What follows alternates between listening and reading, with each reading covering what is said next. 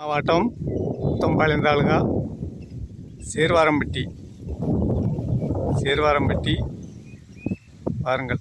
கம்பு சின்ன பயிரில் அன்னைக்கு போட்டு விட்டேன் ஒரு வீடியோ.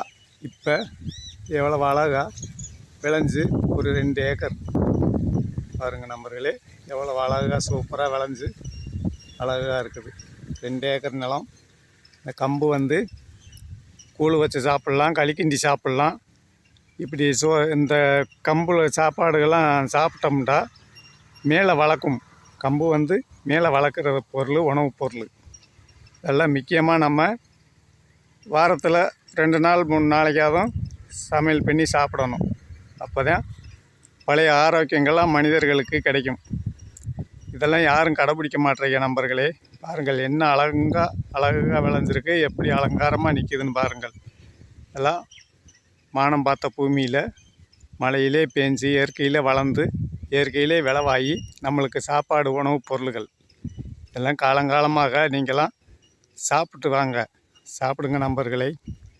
சாப்பிட்டாத்தான் அதெல்லாம் அனைவருக்கும் சீக்கு இல்லாமல், நொடி இல்லாமல், ப்ரெஷர் சுகருன்றது இல்லாமல் அனைவரும் கொஞ்சம் நாளைக்கு இருக்க வரைக்கும் நல்ல நிம்மதியான வாழ்க்கையெல்லாம் வாழ முடியும். இதெல்லாம் யாரும் தெரிஞ்சுக்கிற மாட்டீர்கள். அந்த பக்கம் தென்னந்தோப்புக்கு இடையில் இந்த பக்கத்தில்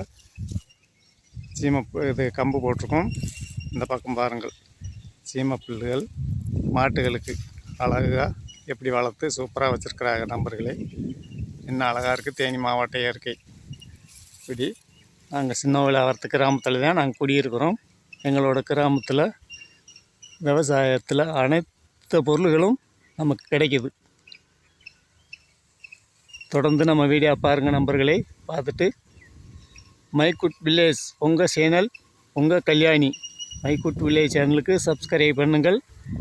இந்த விவசாயங்கள் பிடிச்சிருந்தா லைக் பண்ணுங்கள், மறந்துடாதீங்க. நன்றி, வணக்கம்.